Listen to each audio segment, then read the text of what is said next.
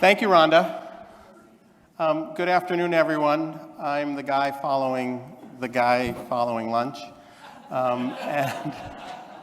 I'm really thrilled to be here with you today.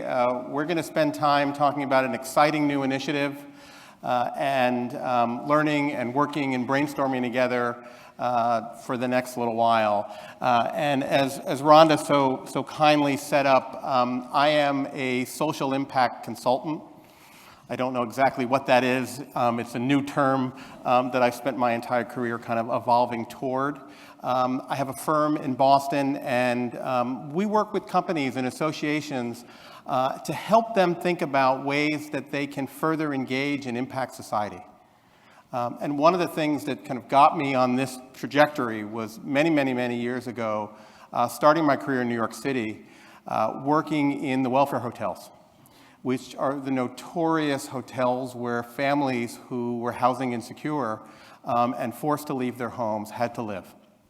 And I would make sure I would go early in the morning, because that was the safest time.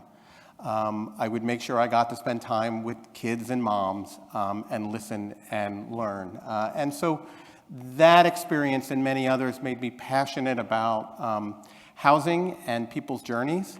And so when I got the conversation almost a year ago from Sarah and Linda and the Korea Cares Committee to talk about and think about what we might do to help take Realtors Care to the next level.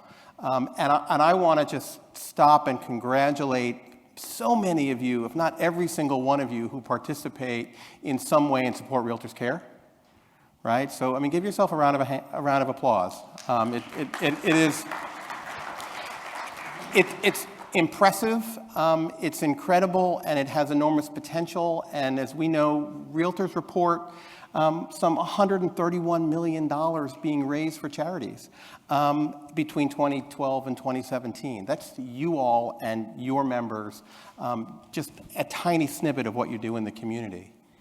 And so the opportunity we were presented with was, what if we could rally realtors across Canada in a national week of service that showcases the active role that we play throughout the year to support and address critical housing issues? What if? And we actually stepped back and said, well, that's cool, but okay, why? Like, why would we do that, and why now? Well, first and most importantly, because we have the power and potential as realtors to improve lives, communities, and neighborhoods. And second, as we went on our journey listening to realtors and associations and experts, that we have an opportunity to enhance realtors' reputations as trusted experts, professionals, advisors, coaches.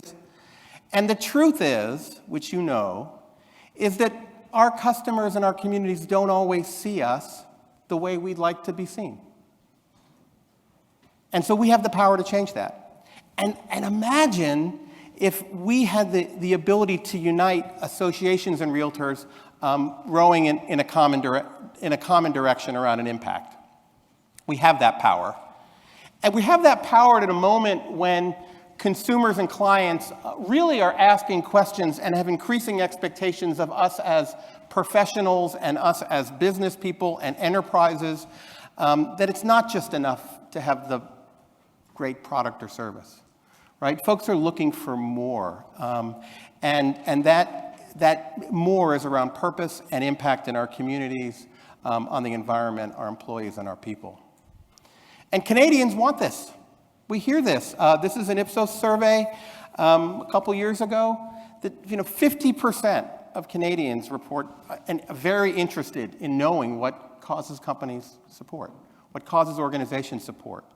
And over 50% have participated in business-sponsored, company organizational-sponsored events, leading to reputation impacts. And Canadians, as you know, because many of you are, how many of you volunteer? Right? I'm sure 99% of you, and even the things that you do that you don't think are volunteering, are often volunteering as well.